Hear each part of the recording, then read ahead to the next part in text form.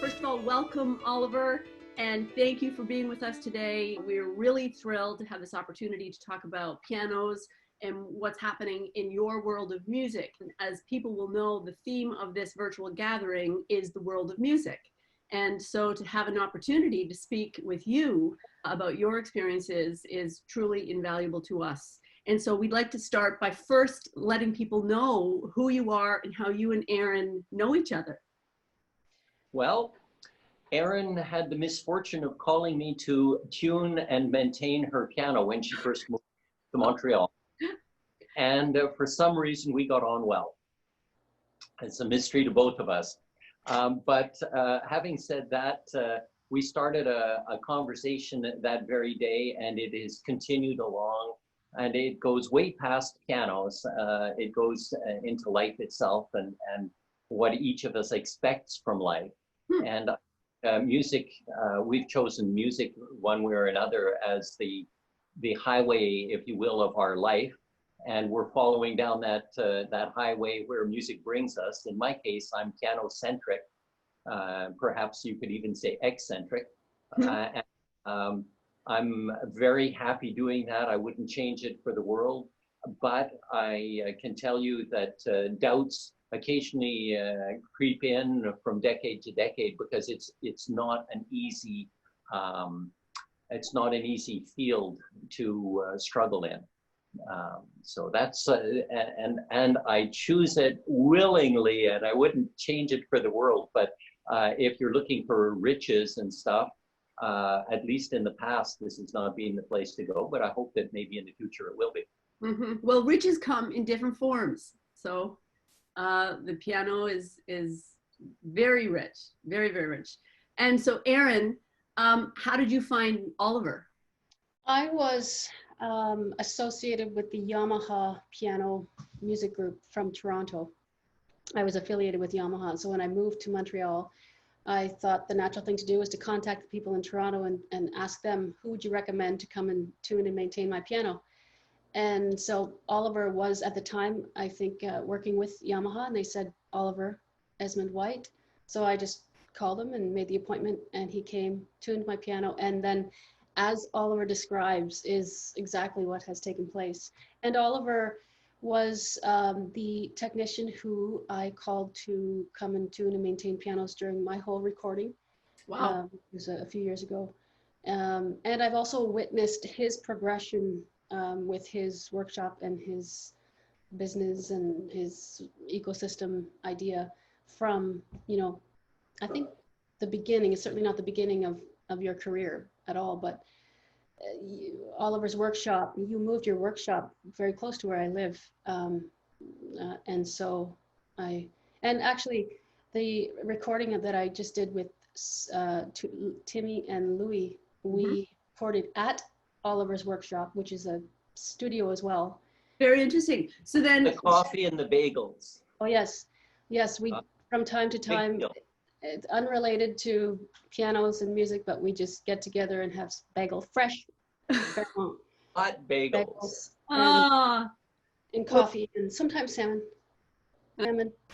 Sam, oh, very nice. Well, there you are in Montreal, and no doubt the bagels are delicious, and I'm sure the coffee is excellent. Two very important things. Yep. So then, Oliver, tell us a little bit more about your workshop, because I've heard that it's a workshop, it's a studio, it's a piano store. Like all the pianists in Montreal go to you when they need something. And so tell us more about what you have going on. Well, I'll back up about 15 years. I'm now 47, I think, years into the business. Wow. Started in the very early 70s. I came out, I was a musician, went through Ottawa U to some degree, playing brass, and of course piano was the second. So I loved that, but I decided once I was accepted into an orchestra, I decided I didn't want to be a musician. I don't know why. I'm an independent-minded cuss, so I didn't want to have somebody waving their arms at me telling me what to do. And that's kind of the story of my life. So I knew that I had to somehow find my own way, and I chose to go into music. And music in the 1960s, 70s, when I was 50s, 60s, 70s, when I was being influenced, the piano was king. Not so much anymore in our society, but if you wanted to have a store or anything else, the piano was the way to go. Keyboards hadn't really caught on. Synthesizers didn't really exist. It was all a new notion. So I started there and did my apprenticeship with a few people, and then studied in the States, and et cetera. And then in the 80s, I had my own shop. I trained some people. I went to Yamaha. I was the first North American to be invited to their piano technical academy. Wow. That was kind of fun. And they didn't know what to do with me because, anyway, it was really fun. I had a ball over there, and I was pretty well trained. I'd been in the business for already 15 years. At least I thought I was well trained. And, I got through school somehow, got my diploma, and then they brought me into the factory, and my jaw hit the ground when I saw just how advanced. I thought having my diploma was pretty good. And another one from Baldwin, and I had done my studying, but the level of competence in Japan was unbelievable. So that was a true eye-opener, and it explained to me why Yamaha took over the industry in North America. It was way above anything we had here. The training of the technicians was way ahead of anything we had here. Wow. The wages were at that time probably comparable, but in the 1950s, 60s, and certainly early, well, in the 70s, the Japanese had a lower wage than we did. So they beat us technologically, they beat us they beat us on every front, wages. So obviously, North America was in for a rude awakening. And in the 1980s, Baldwin, when they went bankrupt, it was the largest bankruptcy in US history. Now, they were in more than pianos, but it gives you an idea of the size of the piano industry in North America right up until the 1980s, when it really died. And so, yeah, now the question is, did it die for good reasons? And yes, it did, when you consider what I just said, but why did they get a hold of that industry and kick our collective butt? And so the answer to that is that it was part of globalization. The Marshall Plan came in after World War II, well, the equivalent for Japan, it wasn't the same name. And the Japanese received American money. And the idea was to have commercial exchanges so that if you have trade and commerce, you don't go to war. And if you look at Germany today, if you look at Italy, you look at Japan, they're all our allies, where they were our arch enemies. So globalization had a wonderful effect, but we decided to sacrifice a few industries like Kodak, the camera industry is Nikon, and all kinds of things went away, and the piano industry was sacrificed. We saved barely the car industry. You'll probably recall all of that, but that we couldn't allow that to go. But the Japanese way of doing things was they did research development, developed plants and trained their employees, brought in robots wherever they could. They made it as efficient as they possibly could, and unions didn't really get in the way in the same way they do here. So it's a combination of things. Okay, so I'm going to just interrupt a little bit. I want you to say more about why the industry changed so much in Canada, because I know it's connected to this theory that you have. It's probably more than a theory, having to do with an ecosystem, the ecosystem around pianos. And so so that's kind of a history of how why we got such competition, and it was well warranted because we hadn't invested. But what happened was the piano industry started somewhere around 1700, 1708 with a guy called Cristofori in Italy. And he was making all kinds of instruments for the Medici family. And you can go and visit the very room where the first piano was manufactured. And he was trying to make a harpsichord that had a soft sound and a loud sound. So a piano forte, so a soft loud. And so when he did that, we'll say for sake of argument 1710, but I think you'll get some arguments there. And about 40, 50 years later, there were lots of pianos all around Europe. And then from there, it expanded and expanded. So 100 years later, you had Mozart, Beethoven, everybody was writing for it. And it was in all the salons. And the salons were where the rich ordered up a piano. They had somebody like Chopin or Schubert come in. They had the soiree where everybody got dressed up and you went and you had your glass of wine. You socialized, you listened to music, and you were in a beautiful environment. Mm-hmm. And ultimately, the classical roots of our culture, all around that. And every different area in the 1750s, 1800, 1830s, everybody had different technological levels of metallurgy for making what we call plates, the metal parts, and how do you make all the thousands of individual parts. So that set off a technological race. And that actually was one of the major inspirations for the Industrial Revolution. Mm-hmm. And 20% of the world's engineers worked in research and development in the piano industry. Amazing. Amazing, yeah. Yeah. I mean, you know, there's hardly an industry today that can claim 20%, maybe electronics, but it was really an impressive money-making thing. It wasn't, oh, we have to support this with government grants. Forget that. This was making money. Mm-hmm. And the salons were absolutely important. So you had an ecosystem of musicians and composers being paid for their work, and their music then was published, and then people would wait for the latest edition of the Handel whatever, and away it went, and that's where our culture was largely founded. So the ecosystem was very successful. It was making money. It was doing really well. And then all of this research was going on. Everything was really cooking. Mm-hmm.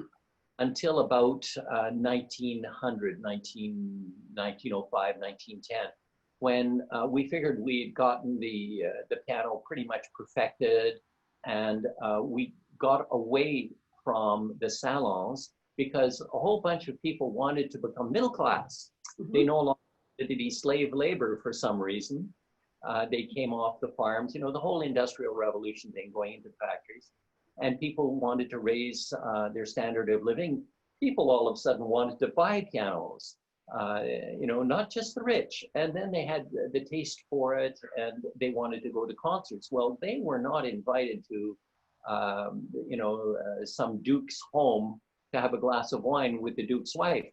That we had a need for concert halls. Mm-hmm. So small concert halls, and then they got bigger because you could make more money, you could sell tickets, and slowly the salons emptied out, and the bigger and bigger and bigger concert halls followed, and we lost that tradition of the salon over a period of 50 years, 75 years, from about 1900 to 1950, and there's still thousands of people having concerts in their living rooms. Mm-hmm. But it's organized, and it's not properly done anymore. And who has a room for 150 people nowadays? Mm-hmm. And you don't want just anybody coming because you're ultra rich and you only want your own friends. So all of that ecosystem of creating music in the social and beautiful venue, that's gone. You know, the glass of wine, the coffee, the dessert, mm-hmm. going with 3 couples and talking business as well as just socializing. That mm-hmm. whole has gone in favor of sports arenas where you have your corporate lodge and you know, that kind of thing. Sure. So, But so just to be clear, what replaced the salons? concert halls. Concert halls replaced the salons. Because So, concert halls made more money. You could sell more tickets, get more people shoot in. So it was an economic imperative. And that also, at the same time, the economic imperative of selling pianos at the lowest possible cost kicked in. So we went from these big, beautiful pianos from circa 1900, 1910, 1880s on. Everybody knows those pianos. They're still around, although they're rapidly disappearing 120 years later. So, and the idea was to sell on cost. So all the energy from my industry went into lowering costs, getting rid of the beautiful cabinetry in favor of something that would be smaller, cheaper, more affordable, and ultimately really not as beautiful in terms of tone and all of that stuff. sure. Can I ask a quick question there? Was that good because it did give more people more access to that instrument, whereas before it just wasn't as accessible or possible? Once upon a time, the biggest investment that people made was their home. The second biggest investment that people made was their piano. Wow. If you buy a piano now, you're thinking of yourself, possibly your kids, probably kids, but definitely not your grandkids. And you're probably thinking, well, let's see if my kid wants to do it. Let's invest the least amount possible and see if they like it. Then we might go the next step up. Yeah. Previously, it was, okay, I'm getting married. My parents are going to give me this gift, or my husband will, as a wedding gift. And it was a real gift. Yes. And this was not only for you, it was because you knew that you would have kids, the kids would play lessons, and you imagined that their kids, the grandkids, would also get this. So it was an investment over the generations. Right. A completely different mindset. I don't think anybody that might be listening will think, well, let me see, I'm going to buy something for somebody that isn't born and won't be born in 50 years. Yeah. That's not how we think anymore. No, it's true. Very quickly. That changed. Yeah. So I'm curious to ask Erin, do you remember the first piano that you played? I'm curious to know what kind of little brown one, the little brown one that we had. Okay. Yes. Which is your house now. Yes. Yeah. And I don't remember what it was. Maybe a Heinzman. Okay. Yeah. And it was very interesting, Oliver, because our parents got it for us, and I understand it was used for vocalists. It has the range of a vocalist. It's a certain kind of piano, and I'm sorry I don't know the name of it, but we would tour with it. It was like a real piano. We would pack it up and put it in this trailer that we had and take it to all of our performances and pull it out. But because the piano was such a significant instrument in the music we played, our parents were very particular that you know, this guaranteed that there would be a piano anywhere that we went. We brought our own piano. And it was very out of tune, naturally. Yeah. And after that, what's that? Heinzman made really good pianos. It was known as Steinway of the North. Okay. And after that piano, we replaced it with a CP70, which was an electric. Do you remember that? The PC? Yes. Oh, yeah. Terribly heavy. It's two pieces that you'd need like a bunch of guys to carry them and to set them up. But CP70, and then after that, it would have been a keyboard. But I have a question for you, Oliver, going back to your history here. When you said at the time that the biggest investment was a house and the second was a piano, why the piano? Like, why not an easel and art, you know, tools or something else? Why the piano? They might have invested in easels and things like that as well, but they weren't as expensive.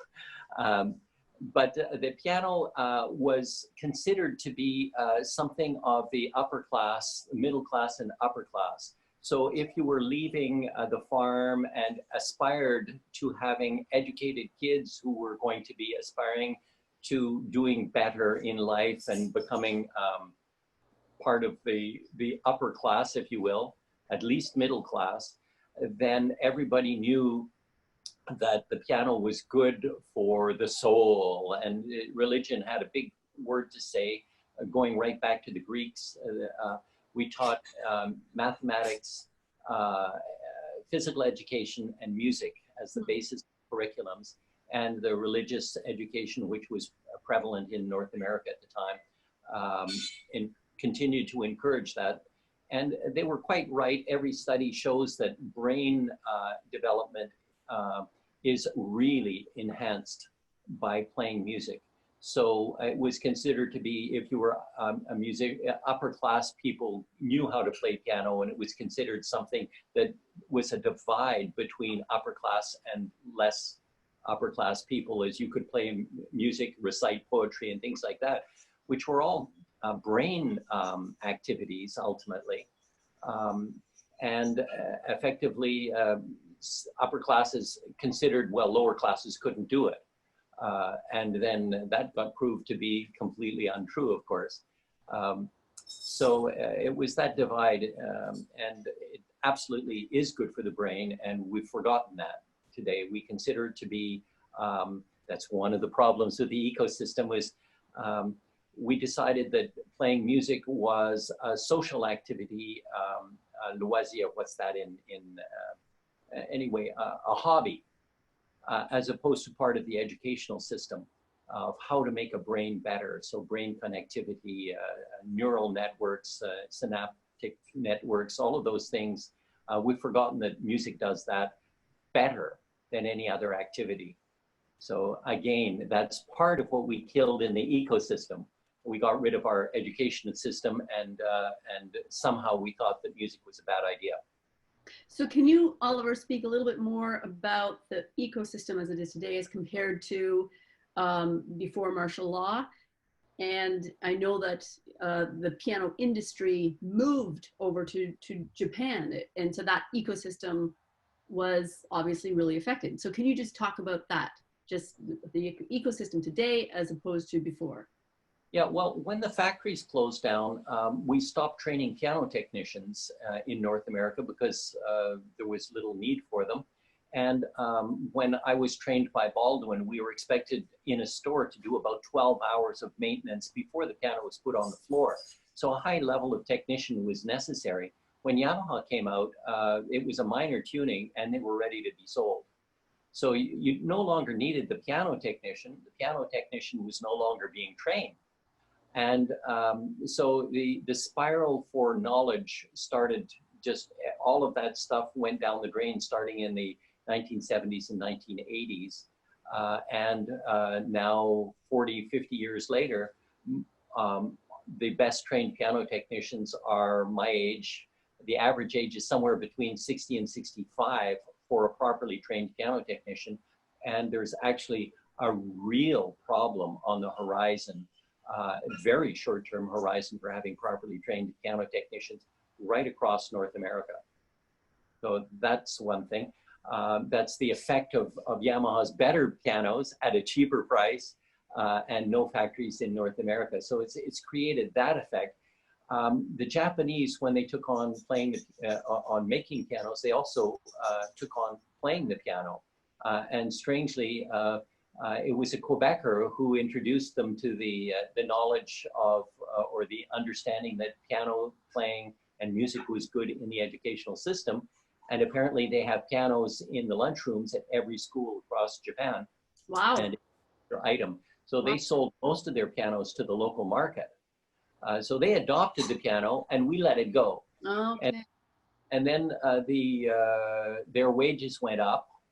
And the industry started moving to Korea, and then their wages went up, and now a lot of the manufacturing is done in China. And by far and away, the biggest factories are in China now. we don't even know about them because they're having a tremendous amount of trouble producing enough instruments for their own population. Wow. Wow. So we don't know much about them, but there's one behind me. And Erin knows my pianos a little bit. We take the Chinese pianos and we convert them to Esmonde-White pianos, and we're building more and more of our own parts. But their capacity for manufacturing is absolutely outstanding. In China. Wow. So China, yeah. Okay, so you mentioned there a little bit about your pianos, because you have taken it upon yourself to start making pianos in Canada, in Montreal. And so tell us why you're doing that and what they are. Well, again, about 15 years ago, I was thinking about the piano industry and its future, and the writing was on the wall, as far as I could tell. And I went and saw some friends from Yamaha and talked about it, and they kind of agreed with me, but nobody was doing anything about it. And I said, well, we have to get manufacturing back in North America, or we're in trouble. So how could you do that without a multi-million dollar? We could not emulate Yamaha or one of these Chinese companies. I think in China there's something like 50 million piano players now. Nobody knows. But now, if somebody says to me, well, the piano, it's natural, it's gone, we have keyboards, we have iPads, so it's natural that it should die. Well, how come a country like China or Japan or Korea has no tradition of piano playing and has millions of piano players now? And how come their rooms, their huge concert halls, are full of people that aren't gray-haired? They're young, they're under 30, that filled. So it just blows up the theory that that this is something of the past. It actually is. The Chinese, the Koreans, the Japanese have political policy that supports piano playing as an activity because they know it's good. So we encourage things that are good for your population, not because it's a good hobby, it's that as well, but all the brain help that it gives. So meanwhile, 15 years ago, I saw that the only way of going about making pianos without having a huge budget, which wasn't going to happen, was to take on pianos that were already made and improve them. So that was what I thought the model might be, and I saw nobody doing it. And I was giving a seminar in Vancouver, and I tripped over a guy called Daryl Fandrick, and he was giving the seminar in the afternoon, I did the morning, and he was doing exactly what I thought could be done. So he was taking on pianos from, in that case, from Korea and China. He was taking them and taking them apart and then rebuilding them so that they were way better. So I invited myself to his place just north of Seattle in the middle of nowhere. And I started studying with him to find out how to do it. And I became his disciple until he died about a year ago. And he was making also uprights, and there's about 5 people in my industry that are true geniuses. First of all, there'd be the guy called Cristofori from Italy who invented it. And then there were the people that invented the mechanisms, the best mechanisms. There's a guy called Erard in France, 18 to 1820. It took them about 30 years of work to figure out how to make a good mechanism. And they did a wonderful job. And that's still essentially using now. And then there's this guy called Steinway who showed up, and he modernized the piano using an Erard mechanism, and a lot of scientists like Helmholtz who were involved in acoustics and all kinds of things like that. And then as far as I'm concerned, there's this guy called Fandrick, and he reinvented the upright action. And did a whole bunch of research with a guy called John Rhodes, who's still alive. I think he has something like 5 doctorates, and was the head of research and development for Hewlett Packard, you know, really big brains. Wow. And they figured the mathematics inside of piano actions and put together some programs which have totally revolutionized the rebuilding industry. So I hooked up with those guys and have been on their coattails. And when Daryl passed on, I kind of inherited his the legacy of bringing his action to the world. And everybody knows about it in the big industries, but they can't do anything about it. Because? Well, if you're Yamaha and you have, let's say, 70% of market share, how much more of market share are you going to get? Right. And now you have to train technicians all over the world for this new technology. And you have to cool your factory. Mm-hmm. So financial advantage do they get? Mm-hmm.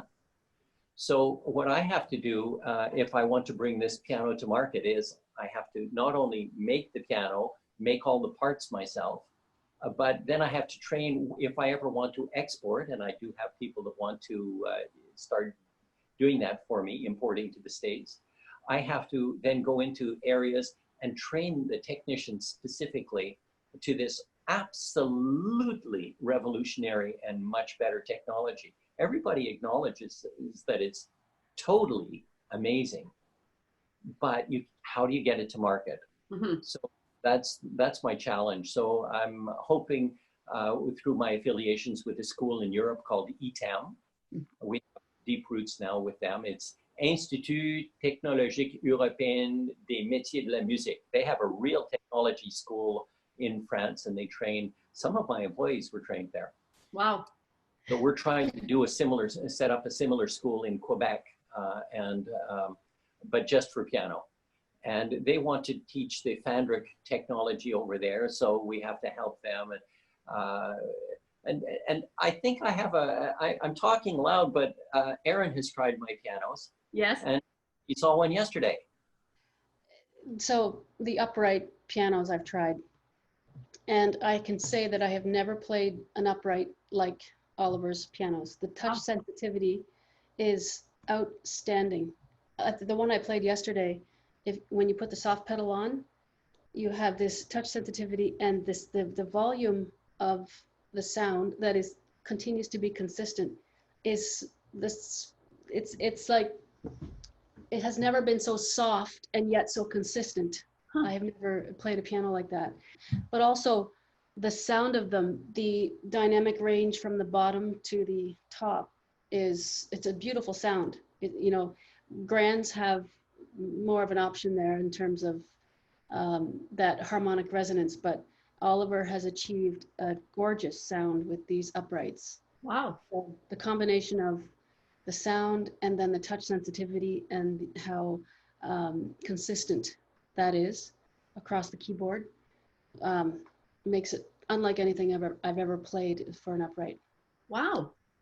And Yeah. you've played a lot of pianos. Oh, yes. Yeah, that's very interesting. No, it's amazing. And I've had the fortune of going over to Oliver's workshop and seeing his robotics, seeing some of your equipment that analyzes, if you are to repair a piano, Oliver, you could explain, but has this equipment that analyzes the touch sensitivity, what needs to be changed, what needs to be enhanced in a matter of seconds, minutes, and makes the whole process much more efficient in terms of bringing that piano to where it needs to be and just better.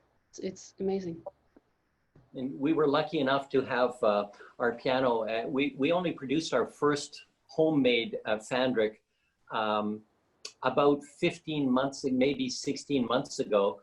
And for Canada Day this year, it was front and center with Mrs. Skrilinski, Miss Skrilinski.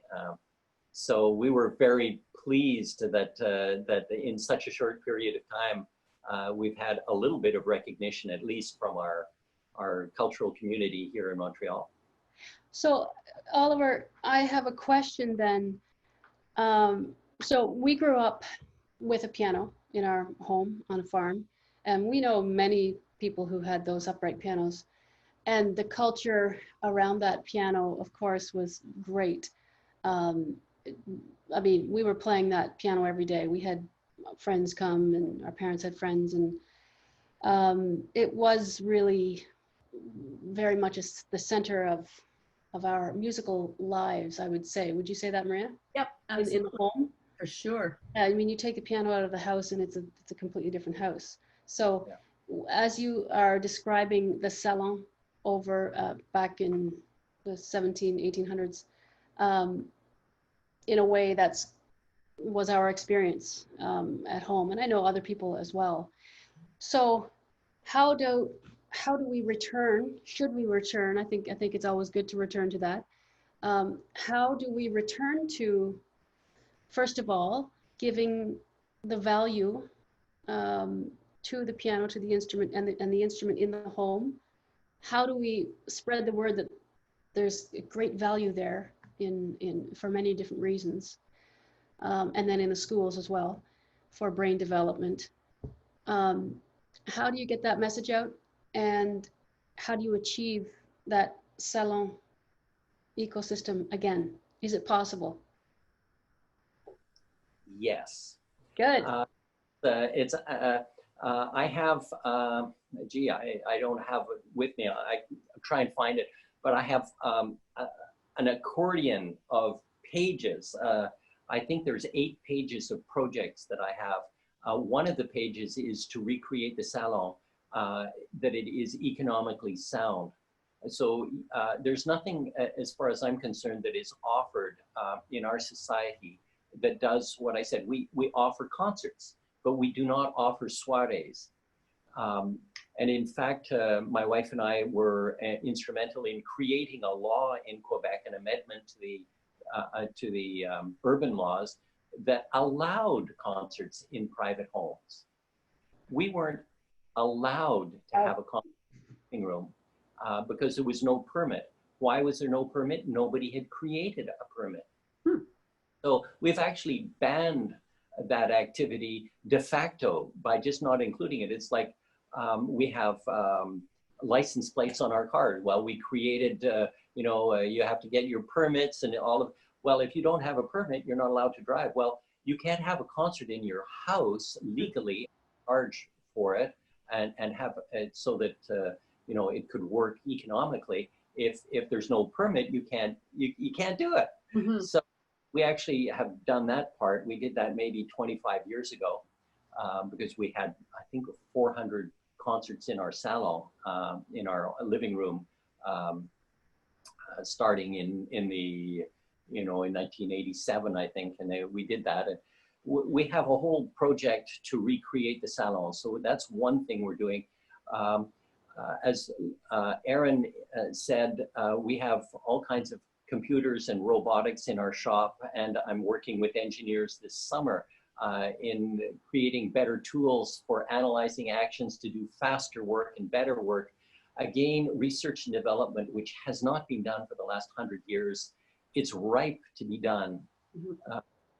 But my industry does not even exist in Canada in a certain sense. Everybody knows what a piano technician is, but we're not recognized by the government. So if you're not recognized, like you don't exist as far as the government is concerned, well, you can't have a school for something that doesn't exist. You can't have research and development for something that doesn't exist. Right. I mean, crazy, but that's where we're at. So ultimately, what we're trying to do is create what I would describe as a government silo, where we can talk about the piano industry, which goes into health, it goes into industry, it goes into culture, it goes into education, it goes into so many spheres of our society, but it's being cut off. If you want to talk about, for example, jazz and classical music by the people that give money from the government, which I don't want, you have to talk to one person for classical music and a completely different person if you do jazz. They don't talk to each other. So for me, jazz and classical are a continuation because the classical composers, they improvised on a structure. And nowadays, who's doing that? Jazz people. So the jazz and classical have a lot in common. And what happened was the classical people then wrote down their improvisations in many cases, and then we moved to the next style from whatever, Baroque to classical to Romantic, etc. And but we've divided everything up so well to manage it so well that it has become, as far as I'm concerned, a problem. So ultimately, what I'm trying to do is create a government silo so that we can talk about education, brain connectivity. In Quebec, I'm sure it's the same elsewhere in Canada and North America. Kids get to school, and the statistic is 27% of 6-year-olds are not ready. Their brains are not ready for school. So through preschooling, we can train them through playing a keyboard to get their brains ready. We might be able to drop that down from 27% to maybe 12%. Now, the savings involved in that already is huge, but then you think about the social implications of having kids that are happy to be going to school because they're not behind the 8-ball, or is it a 9-ball? I never was good in that. But you want your kids to be happy going to school and not feeling like they're challenged and then they're like on the defensive the day they. So we have a program that we're working on with a consortium for preschool music training, but we do it through gaming using software and artificial intelligence to analyze what's going on in these young brains to help them develop their brains so that when they get to school, they will be ready. And the savings will be amazing to the educational system. And of course, then you start in with your hobby, and maybe that's how you grow it from the ground up. And I think 5 or 6 universities, researchers. So there's 2 parts to that project. One is research, fundamental scientific research, brain research, and the other part is applied. So the 2 are divided up in, that's 2 parts of that program. Then you have other schools. We're working with the polytechnical schools on all kinds of modernization of things here so that our smaller workshops can actually become really efficient. We're working on all kinds of things, but that's, you asked the question, we need to create a silo that we can actually have the government see this not as separated things, but as an ecosystem in and of itself. So that's my approach to how we solve this problem. And instead of going to the government, I'm doing it myself. Right. And when I get far enough down the line, then they'll say, oh, that makes sense. And we're actually at that point right now where we're in touch with a lot of the leaders in our cultural and educational and medical community that we feel like we've made enough headways that we think that in Quebec, we'll be able to create the silo within the next 2 years. Wow, that's very exciting. Which will include salon, it'll include all kinds of things. And I don't want culture to be something that costs our society money. I want it to be like in the old days, that when we have the piano industry, the educational things, it makes money for our society. I want culture not to be, you know, this place where, well, if we have enough money, we'll invest in culture. No, we're gonna make people rich. Oh, yeah. So, Oliver, if you could answer the question, step 1. Step 1. In this whole thing, step 1. We have to make our own pianos and make them better than anybody else in the world. And you're doing that. Step 2. Step 2. Step 2, we have to Eat bagels and invest in research and development so we can make piano technicians better and have piano technicians. So right now in front of the government, as I speak today, we're waiting for answers back. We're in the middle of a waltz to create a piano technician school in Quebec. Wow. Amazing.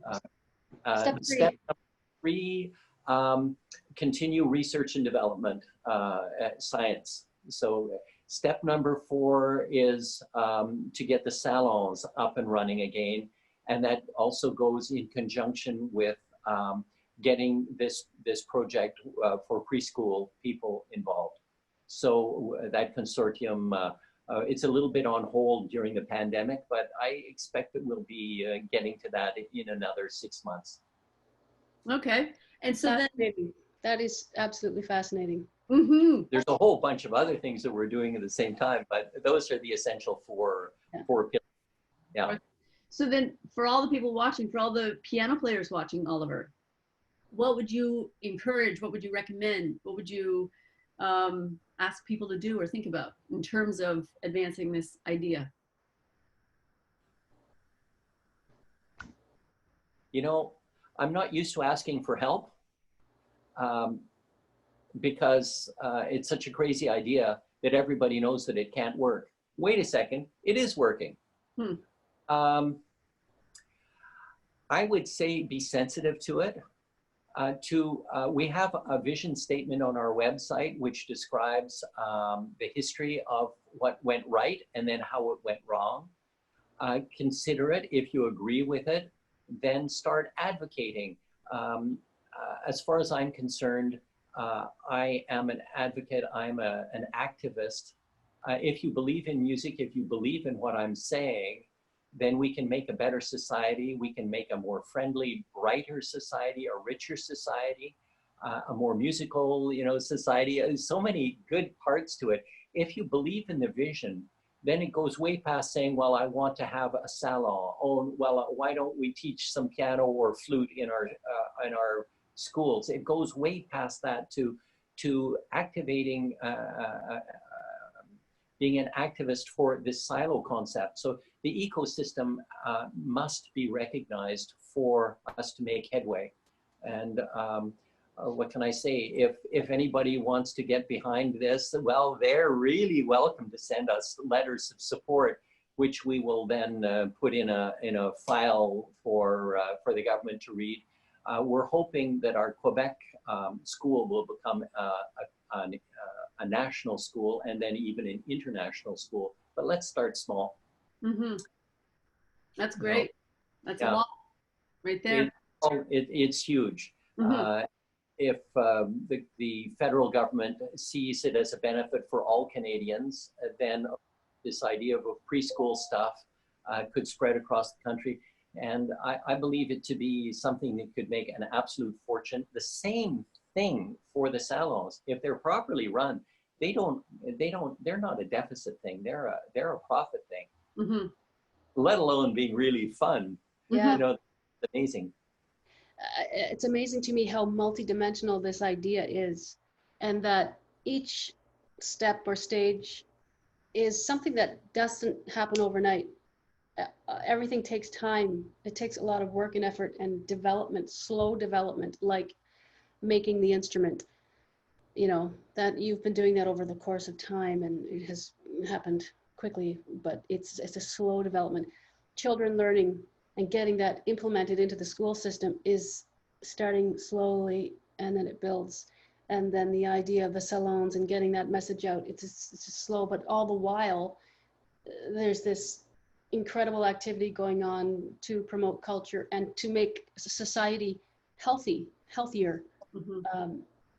It's incredible to me, that vision. I think the most important thing that I could say to anybody that's listening is, it's one thing to learn an instrument and advocate for that in your school system. That's absolutely wonderful to do. But if it's on barren ground where society doesn't support it, it's not. I mean, listening to a piano, if you bring your teenager to listen to a concert in a 3,000-seat auditorium, piano solo, they're going to say, yeah, you just reminded me why I'm not interested in the piano. Mm-hmm. If you to somewhere where they have a lot of fun with their peers, they're with a few of their friends, and they have a good time, and they actually hear the piano and they talk to the musician, you've got somebody that loves it for life. Mm-hmm. So if you create the right conditions, everything can happen. If you give them a really crappy piano to play on and say, just like you would an electronic computer keyboard, if half the things didn't work and every time you tried to use it, you didn't get the right letters coming up, I mean, you discourage people from using keyboards pretty fast, and pianos are the same thing. give people something that's gorgeous and they're going to like it. You give them something that's awful, what are the chances they're going to say, this is really fun? Mm-hmm. So, you know, there is that leap of faith to get a good instrument to begin with, like our ancestors did. Mm-hmm. But also understand that wonderful instrument or that one thing that you're doing locally, it has to be a government move to bring it back. It has to be a social movement that brings it back. So spending a lot of time in doing one activity, you know, locally, which is wonderful, it'll fall on you know, on deaf ears the next time there's a change of government, et cetera, unless we really get to government understanding of this problem. Mm-hmm. So the government destroyed it ultimately through the Marshall Plan.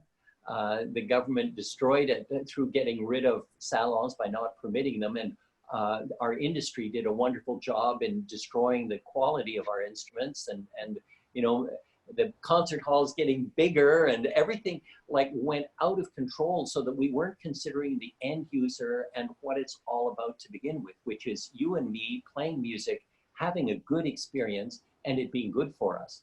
Mm-hmm. So if you have that in mind and it makes money, then you have a winning combination.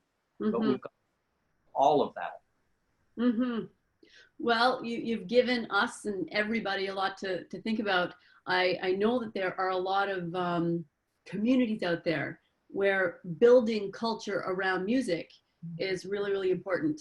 And the more, you know, and it's happening already, I'm not saying anything that people don't know, but exposing children to musical culture, even as you say, Oliver, before they're capable of playing music themselves, but allowing them to have a positive experience with music or a positive interaction, it can, you know, develop an appetite that later on can, you know, serve them and society in great ways.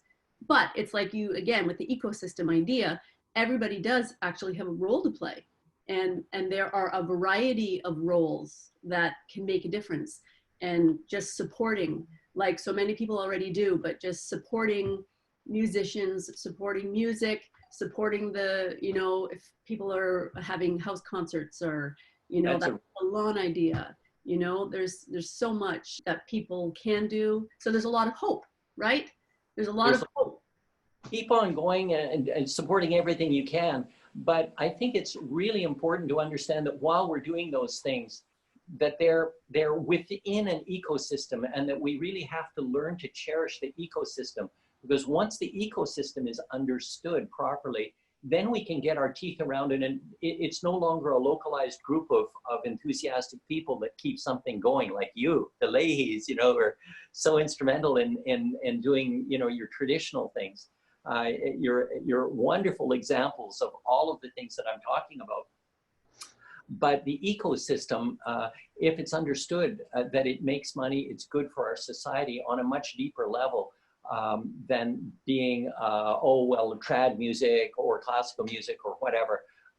You go way above the individual effort into a social effort, and I think the heyday of the piano and the piano ecosystem, which includes all kinds of other instruments.